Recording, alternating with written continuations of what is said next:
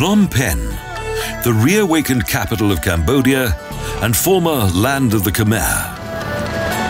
A wonderful sight with all the charm of a bygone age. Along with its temples and religious sanctuaries, the former Pearl of Asia has witnessed much suffering caused by war, famine and disease. However, this country's inhabitants have experienced a new lease of life, and Phnom Penh is a city that is flourishing once again.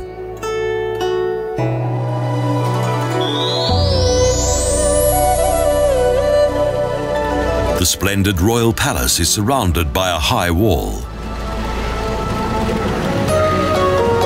There was once a citadel here that was subsequently replaced by a palace constructed of timber. Today's stone structure was built in 1927, but during the rule of the Khmer Rouge, it fell into decay. Under the rule of King Sihanouk, the palace was returned to its former glory in 1991.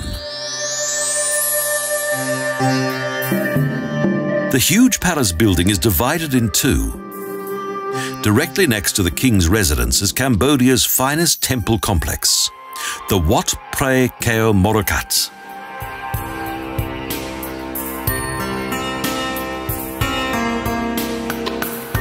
The Silver Pagoda is at the heart of the complex. It resembles the Wat Ounalom in Bangkok. It's aptly named.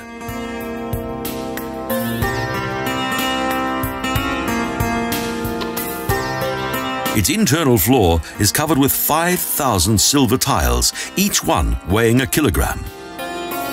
The altar is decorated with a life-size golden Buddha. Behind the golden Buddha, that is covered with 2,000 diamonds, is the famous Emerald Buddha, set on a gold base.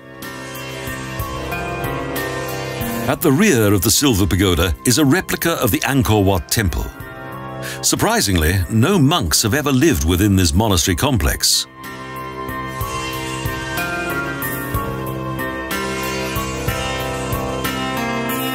It's quite remarkable that the temple's many cultural treasures have survived.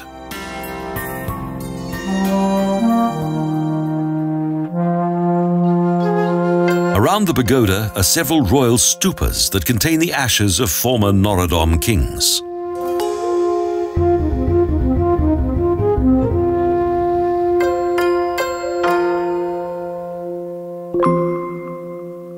The decorations on the tombs feature an interesting number of both Buddhist and Hindu symbols.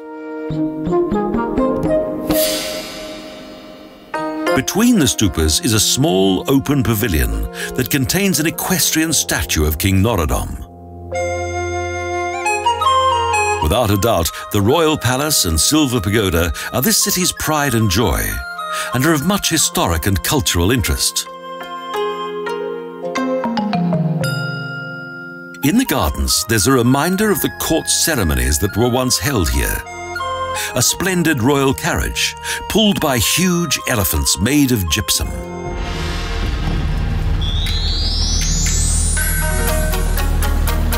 Sisawat Quay is a road that follows the Tonle Sap River for 4 kilometres.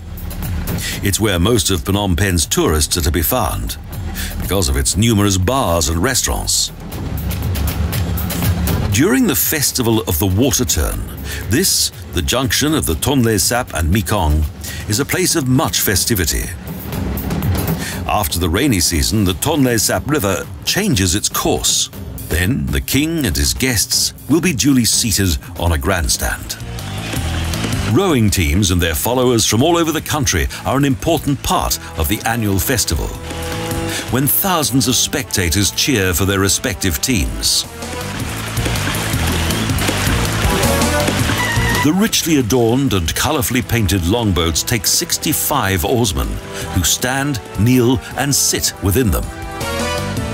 They train throughout the year, and before the event, each boat is blessed by monks.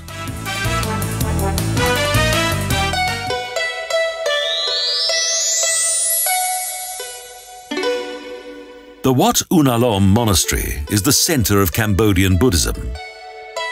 This is the home of the patriarch of around 200 monks.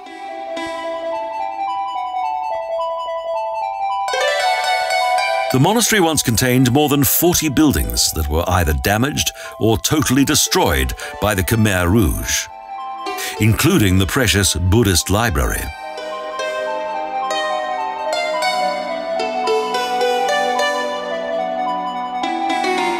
The temple complex was built in the 15th century, shortly before the Khmer left Angkor. Various undamaged wall reliefs depict various battle scenes. The name of the pagoda indicates that an Ounalom is stored here, a hair from Buddha's eyebrow. A precious sanctuary indeed.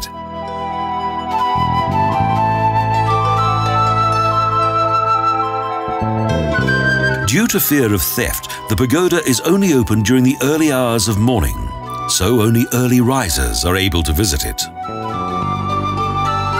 The temple is visited by many faithful Buddhists who come here to pray for the fourth patriarch who was killed here by the Khmer Rouge. During the second half of the 19th century, Phnom Penh became a French colonial town, with wide streets, shops, government buildings, hotels and villas, all in the colonial style.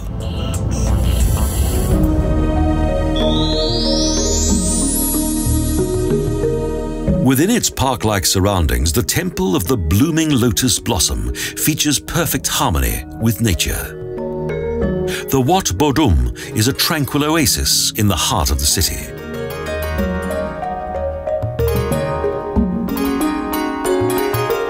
The tall outer columns and the edges of the pitched roofs copy the Siamese style of the Ayutthaya epoch, combined with traditional local architecture.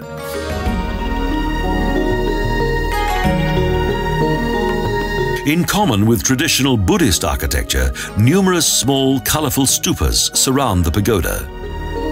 They contain the ashes of high-ranking monks.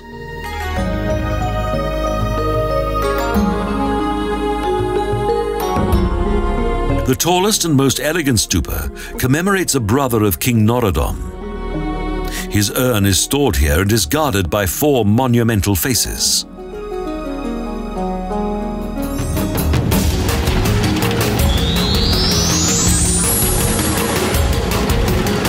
The northern area of the city is inhabited by various immigrants: Chinese, Vietnamese, Siamese and Indians. In the middle of this district is the Sat Mai, the central market. It's all rather confusing and chaotic. In fact, it's so higgledy-piggledy that it's quite difficult to see the numerous items that are offered for sale, both inside and out.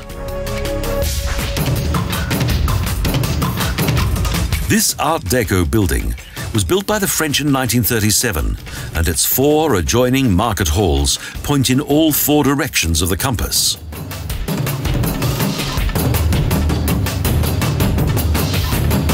The market is a hive of activity, with many people and much traffic. The colourful spectacle and large variety of goods for sale make a visit to this market an absolute must.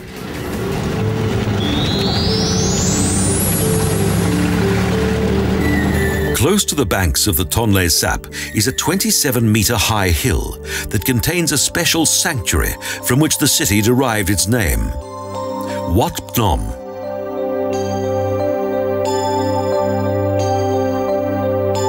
According to legend, in 1372, a woman named Pen came across 4 Buddha statues on the banks of the nearby river. She ordered that a hill be built on which would stand a pagoda that could store the statues. The settlement that developed around the temple was called Phnom Penh, the Hill of Mrs. Pen. Both hill and temple became the city's main landmark.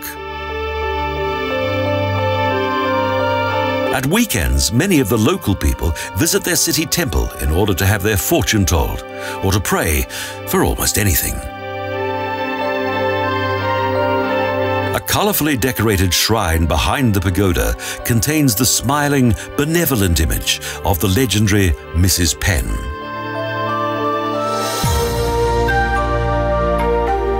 The golden statue next to a large floral clock on the southern side of the hill features King Sisawat, accompanied by 3 women who symbolize the 3 provinces that were regained during his reign.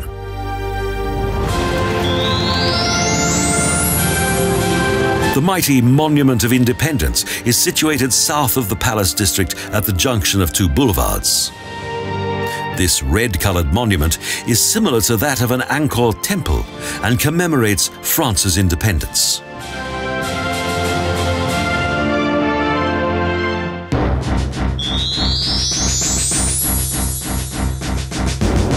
The Tuol Sleng Museum features Cambodia's dramatic past. Following Pol Pot's rise to power, a torture chamber was built here.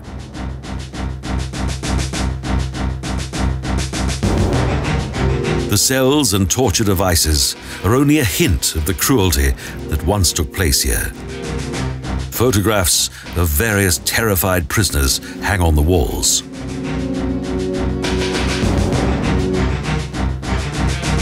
It's believed that 20,000 prisoners were interrogated and tortured here by Pol Pot's Khmer Rouge. The regime selected its victims virtually at random. When the Vietnamese army eventually reached this prison, the dead were lying everywhere.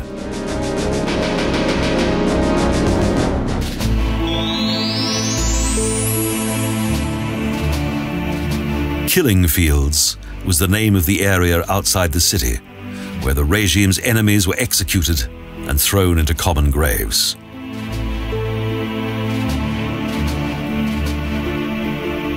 The history of Cambodia is somewhat macabre. When the Americans demonstrated their awesome firepower during the Vietnam War, the city's inhabitants were at first grateful when the Khmer Rouge marched in 1975.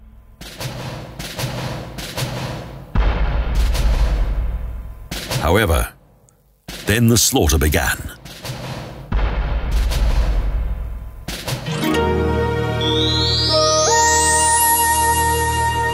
Wat Ounalom Monastery, the ministerial monastery.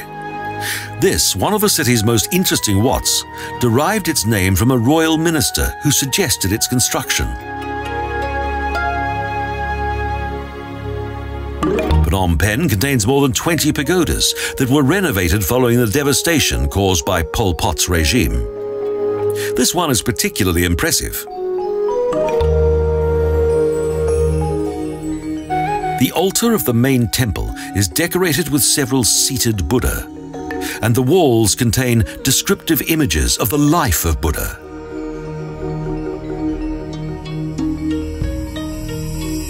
Holy nagas and the heads of gods protect the abundantly decorated entrance of the golden temple that is crowned by a multi-tiered tiled roof.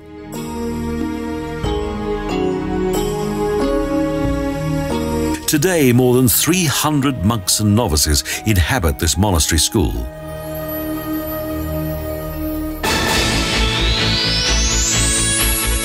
Although the Olympic Games have never been held in Phnom Penh, the city nevertheless possesses an Olympic stadium. In 1966, sport competitions took place here that were initiated by the Chinese.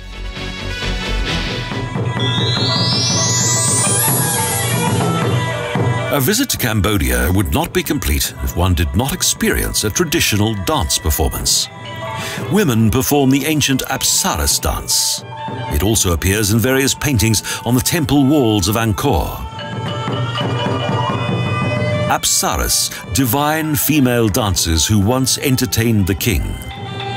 Angkor features thousands of them carved in stone. Classic Apsaras dances and folk performances were once an important entertainment in the royal court. During royal rule, the Apsaras dances performed only for the king. However, today, everyone can enjoy the dances. Here, times are changing for the better.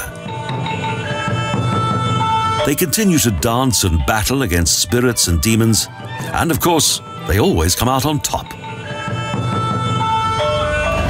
Next, we travel north to Cambodia's ancient capital. The busy city is left behind and replaced by a fascinating landscape.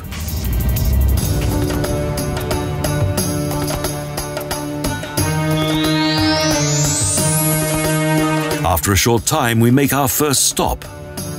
We visit a small village of the Cham Muslim that is situated on the banks of the Tonle Sap.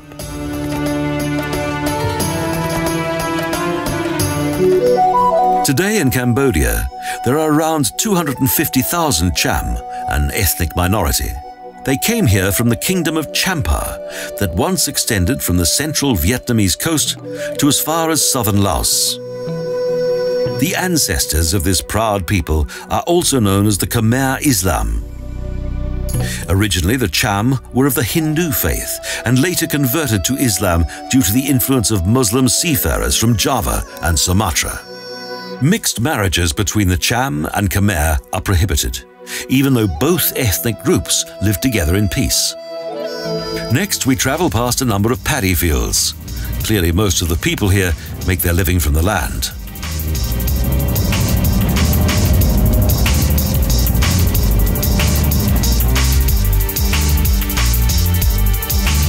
Scattered settlements and the golden, shining roofs of remote pagodas, located between seemingly endless paddy fields. This romantic atmosphere sets the appropriate mood for our next destination.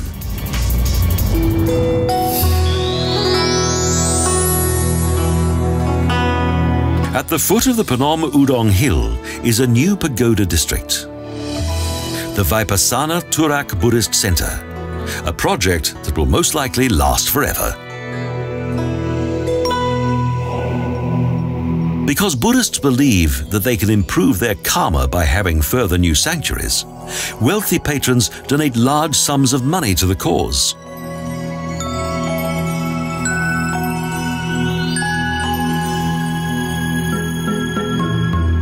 The entrance is lined with towers that contain the large heads of demons that resemble those at Angkor Thom.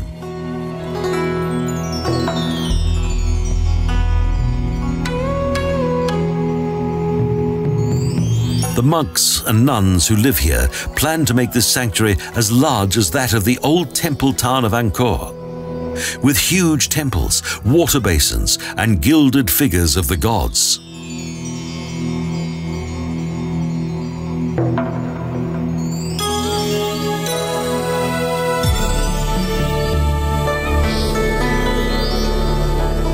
Street donations, along with the help of voluntary workers, assists in ensuring the future of this bold and highly enterprising scheme.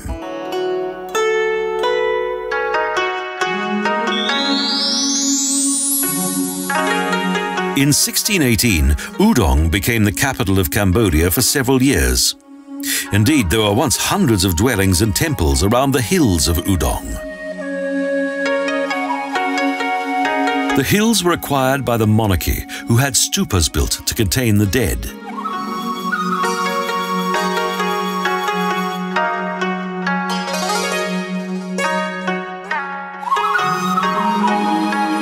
Wide steps lead to a wonderful view, and the beauty of the surrounding landscape is plain to see in each direction.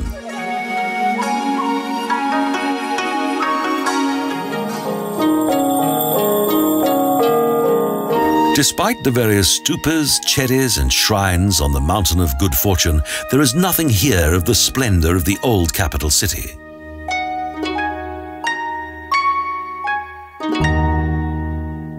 In 1866, King Norodom was persuaded by the French to make Phnom Penh the capital of Cambodia for strategic reasons.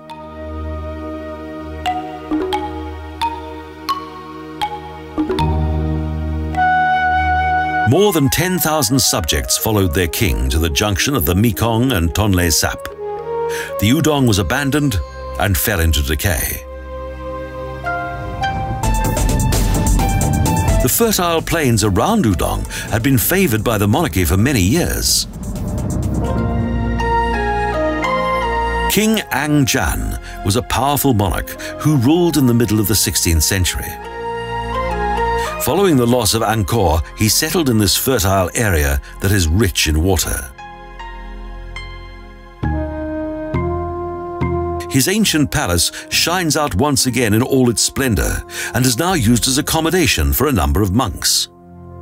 In the middle of the 17th century, Udong became a royal residence. As in Angkor, here water was also an important source of power. The king selected the sacred water that was vital for the survival of his subjects. Hostilities between various sovereigns were common, so the people needed a strong king who was able to rule over all.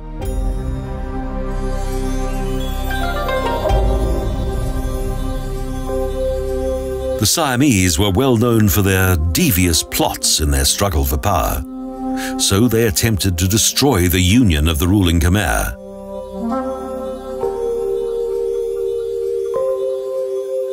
Imported from India, Buddhist belief was widespread, and the Portuguese and Spanish did much to have their missionary work authorized.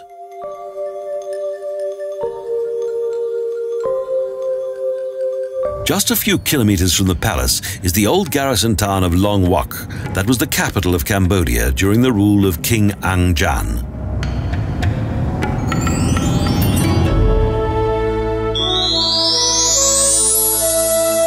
Stone lions guard the entrance to the city, and golden nagas flank the steep rise to the main temple. Because the military was garrisoned here, the town was thought to be secure. Therefore, many people settled close to the town.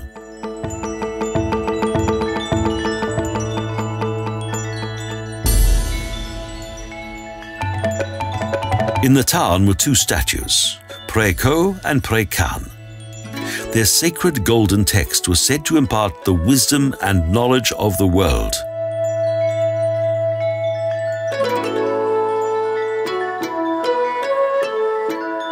During one of the frequent attacks by the Siamese, both statues were taken to Ayutthaya, where the sacred texts were translated.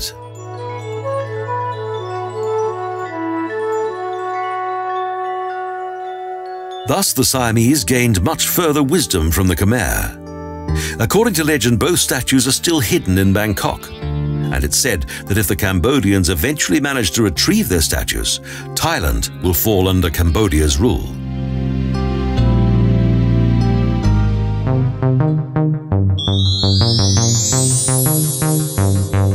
Next, returning to Phnom Penh, a river excursion on the Mekong. We begin at the headland of the junction of the Tonle Sap and the Mekong.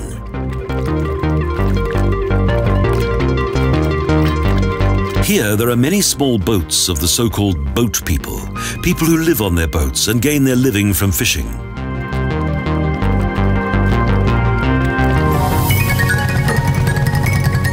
The Tonle Sap is the heart of Cambodia, its most important lifeline being the Mekong, the longest river in Asia and the fifth longest river in the world.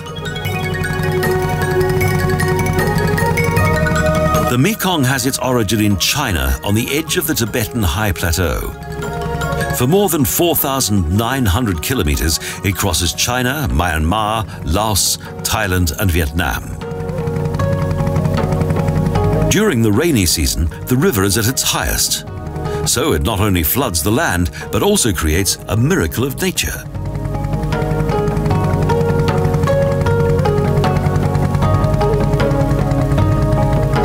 The Tonle Sap changes its direction, and the surplus water of the Mekong flows into the Tonle Sap Lake that has ample room for the extra water.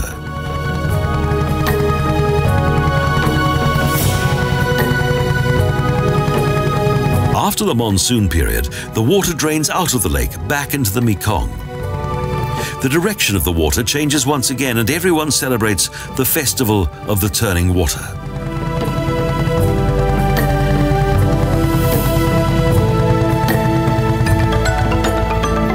It is then that the king stands on the grandstand and greets his people.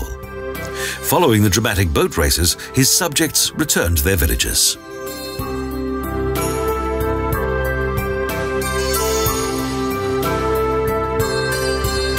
Today, one of the most beautiful and interesting cities in Asia is gradually recovering from the tragic events of the past. It is as though Phnom Penh is now keen to enjoy everything that was forbidden during the Vietnam War and the savage rule of the Khmer Rouge.